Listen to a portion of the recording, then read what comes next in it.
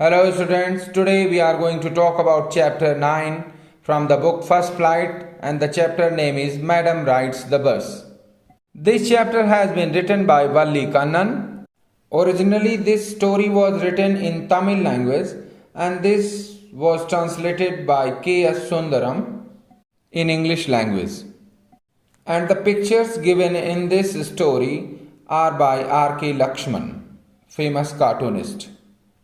Students, before we start the chapter, first we will see some introduction under the category before you read. In this sensitive story, an 8-year-old girl's first bus journey into the world outside her village is also her induction into the mystery of life and death. यहाँ narrator बता रहा है कि एक 8 साल की लड़की है, उसकी एक मार्मिक कहानी यानी सेंसिटिव स्टोरी है जो पहली बार बस से यात्रा करती है और अपने गांव से बाहर जाती है और बाहर की दुनिया से परिचित होती है और बहुत सी रहस्यमयी चीजें उसके सामने आती हैं जैसे जीवन और मृत्यु. She sees the gap between our knowing that there is death and our understanding of it. वो इस गैप को यानी दूरी, जीवन और मृत्यु के बीच जो दूरी है उस बात को भी समझती है. चलिए देखते हैं कैसे समझती है, क्या घटनाएं उसके सामने होती हैं और कैसे उसको जीवन और मृत्यु की समझ आती है. Let us start the story. There was a girl named Valliammai who was called Valli for short.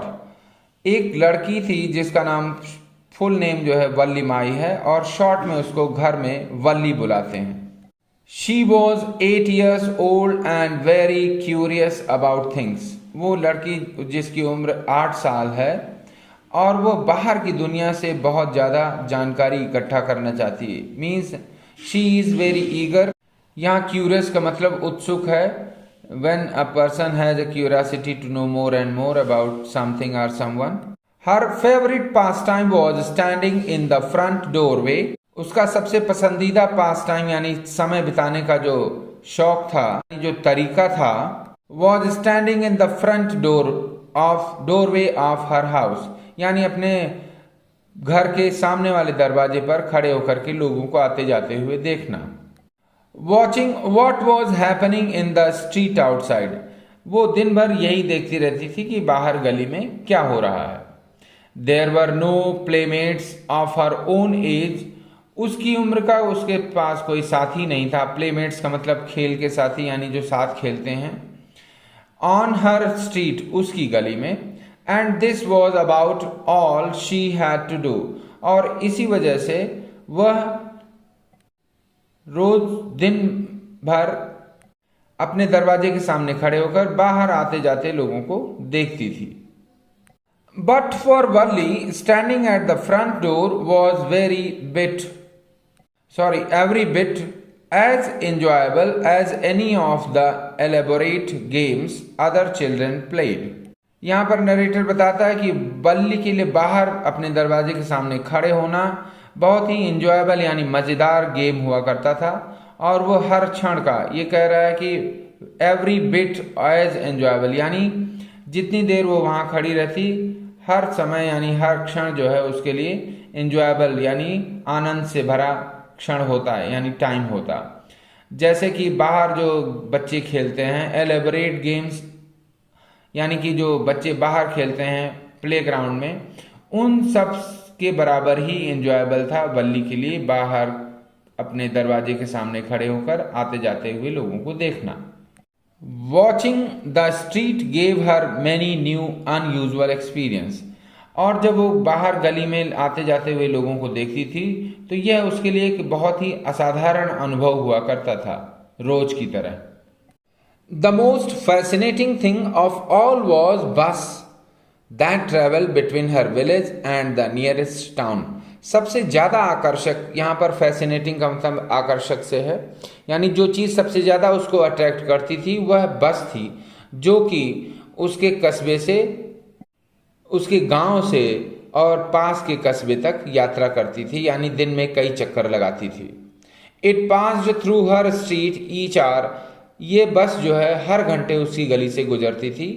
Once going to the town, एक बार वो टाउन जाती थी या वहाँ यानी उसके गांव से सवारियां लेकर, एंड वंस कमिंग बैक, और दूसरी बार जो है वो कस्बे से वापस आती थी सवारियां लेकर। The site of the bus, बस का जो दृश्य था, field each time with a new set of passengers, और हर बार बस में नए नए यात्री होते थे, was the source of unending joy for Valli, और यही जो है वल्ली के लिए सब कभी न खत्म होने वाला मनोरंजन था। यहाँ अनएंडिंग का मतलब कभी न खत्म होने वाला, जॉय से मनोरंजन से है। Day after day she watched the bus, और दिन प्रतिदिन वह बस देखती रहती। And gradually a tiny wish crept into her head, और धीरे धीरे, यहाँ ग्रेजुअली का मतलब धीरे धीरे, by and by, a tiny wish एक छोटी सी इच्छा, टाइनी मतलब छोटी सी, स्मॉल, विश मानी इच्छा, क्रेप्ट इनटू हर हेड उसके दिमाग में आई, यानी उसके दिमाग में पैदा हुई। एंड ग्रीव देयर, और वहां वो बड़ी हुई, यानी उसकी इच्छा तीव्र हुई। पहले एक छोटी सी इच्छा हुई, फिर धीरे धीरे वो तीव्र होती गई, यानी उसकी स्ट्रांग फीलिंग होती गई कि वह कुछ करे जो वो सोच रही है। She wanted to ride on that bus, वो उस बस में यात्रा करना चाहती थी। इवन इफ जस्ट वंस, चाहे एक ही बार हो।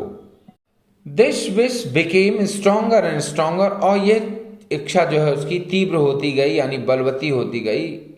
Until it was an overwhelming desire, और तब तक बड़ी होती गई जब तक यह बहुत स्ट्रांग डिजायर नहीं हो गई, यानी बहुत ज्यादा तीव्र, व्यग्र हो, उतावली होने वाली इच्छा नहीं हो गई। ओवरवेलमिंग डिजायर से मतलब उतावले होने वाली इच्छा, यानी किसी भी कीमत पर वो काम करने के, यानी कोई भी काम करने के लिए अगर आदमी परेशान हो जाए तो उसको ओवरवेलमिंग डिजायर बोलते हैं। Wally would stare wistfully at the people who got on or off the bus. वल्ली जो है बहुत ही व्यग्रता से उन लोगों को देखती रहती जो बस में चढ़ते थे या उतरते थे। यहाँ विस्टफुली का मतलब होता है हैविंग ए स्ट्रॉन्ग डिजायर, यानी उसके मन में बहुत तीव्र इच्छा होती थी। जब बहुत दिनों तक ऐसा वो देखती रही तो उसके जो इच्छा है वो बहुत प्रबल हो गई। When it stopped at the street corner, यानी जब बस जो है उसके गली में कोने में रुकती तो वो जो है जब लोगों को देखती तो उसकी इच्छा और तेज हो जाती। Their faces would kindle in her longings, dreams, यानी बस से आते हुए लोगों को या जाते हुए लोगों को देख करके उसके अंदर जो इच्छा थी बस में यात्रा करने की वो और तीव्र हो जाती। यहाँ किंडल का मतलब है किसी चीज को, यानी कि किसी इच्छा को या किसी चीज को और प्रबल कर देना। जैसे हम लोग जो है आग जलती रहती है भट्टी में तो जैसे धीमी होने लगती है, उसके ऊपर राख जमने लगती है, तो किसी लकड़ी से हम उसको हिला देते हैं तो फिर वो आग तेज हो जाती है। उसी तरह यहाँ पर किंडल का मतलब है इच्छा को तीव्र करने से। हर लॉन्गिंग्स का मतलब होता है व्यग्रता, यानी किसी भी चीज को पाने के लिए बहुत ज्यादा सोचना। ड्रीम्स का मतलब सपने होता है, एंड होप्स और आशाएं। And one of her friends happened to ride the bus and tried to describe the sights of the town to her, और एक बार जो है उसका एक कोई दोस्त भी जो है बस में यात्रा करी थी उसने, और उसने जो है उसको बस से यात्रा करने के बाद जो रास्ते में दृश्य पड़ते थे उनका वर्णन जो है उसने किया था, वल्ली से बताया था। Valli would be too jealous to listen and would shout, और जब भी वल्ली को ये उसका दोस्त बस की यात्रा के विषय में बताता तो उसको ईर्ष्या होने लगती और वो चिल्लाती। इन इंग्लिश में चिल्लाती प्राउड प्राउड प्राउड प्राउड, यानी घमंडी, उसका मतलब घमंडी से था। Neither she nor her friends really understood the meaning of the word, और सच में देखा जाए तो ना तो उसकी दोस्त को ना उसे ही इस वर्ड का मतलब पता था, यानी शब्द का मतलब नहीं पता था। प्राउड प्राउड यानी जिस चीज को भी वो ना पसंद करती उसके लिए वो प्राउड प्राउड बोलती थी। But they used it often as a slang expression of disapproval, यानी कि जब भी उनको कोई चीज पसंद ना आती तो वो जो है एक तरह से स्लैंग एक्सप्रेशन यानी गाली जैसा शब्द होता है उनके लिए ये, और वो इसको यूज करते, यानी जब भी कोई चीज पसंद ना आती तो वो बोलते थे proud proud. Over many days and months, Valli listened carefully to conversation between her neighbors and people who regularly used the bus. महीनों तक और दिनों यानी दिनों और महीनों तक वल्ली ध्यान से सुनती रहती उस बातचीत को, कन्वर्सेशन का मतलब बातचीत से, between her neighbours and people, उसके पड़ोसियों के बीच में या उन लोगों के बीच में जो कि रेगुलरली यानी प्रतिदिन बस का यूज करते थे, यानी बस से यात्रा करते थे. And she also asked a few discreet questions here and there, और कभी कभी वो जो है बहुत ही सोचे समझे क्वेश्चंस यानी प्रश्न पूछ लेती थी बस यात्रा के विषय में. यहाँ डिस्क्रीट क्वेश्चंस जैसा कि लिखा हुआ है, तो सोचे समझे बहुत ही इंटेलिजेंट क्वेश्चन वो पूछती थी बस यात्रा के विषय में. The town was 6 miles from her village. Town जहां पर वो बस जाती थी वो उसके गांव से 6 मील दूर था. स्टूडेंट्स एक लाइन छूट गई है, चलिए देखते हैं. This way she picked up various small details about the bus journey. और इस तरह उसने जो है लोगों की बातें सुनकर, कुछ प्रश्न पूछकर बस यात्रा के संबंध में छोटी छोटी जानकारियां उसने इकट्ठी कर ली थी. The town was 6 miles from her village. उसका जो गांव था वो कस्बे से 6 मील दूर था, यानी कि कस्बा उसके गांव से 6 मील दूर था. द फेयर वॉज 30 पैसे one way.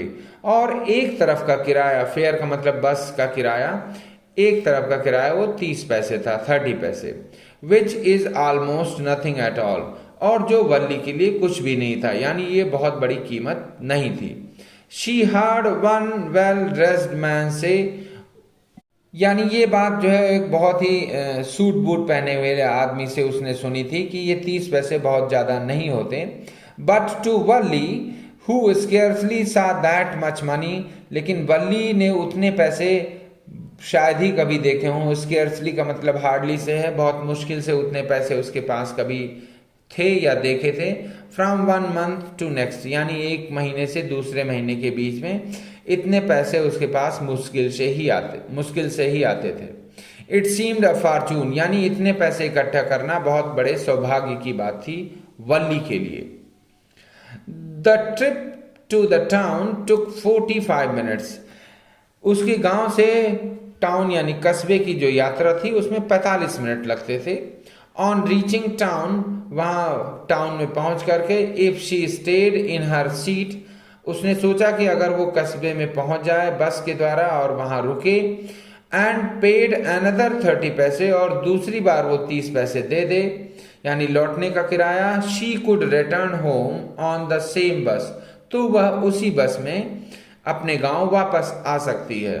This meant that she could take the 1 o'clock afternoon bus, और इसका मतलब यह था कि वो अपने गांव से 1 बजे की बस पकड़ ले, दोपहर के बाद वाली. रीच द टाउन, टाउन पहुंच जाए एट 1:45 यानी 1:45 पर, and be back home by about 2:45 यानी 2:45 तक वो जो है अपने गांव वापस आ जाएगी. On and on went her thoughts as she calculated and recalculated, planned and replanned. यानी उसके दिमाग में ये विचार जो है लगातार बना रहा. जब भी वो कैलकुलेट करती कि यानी उसके पास कितने पैसे हो गए और कितना खर्च आएगा, यानी बार बार कैलकुलेशन और रिकैलकुलेशन और फिर प्लानिंग, फिर उसके बाद प्लानिंग, यानी उसकी प्लानिंग और कैलकुलेशन जो है लगातार चलता रहता. Dear students, this was the first part of the story, and the next part will be explained in next video.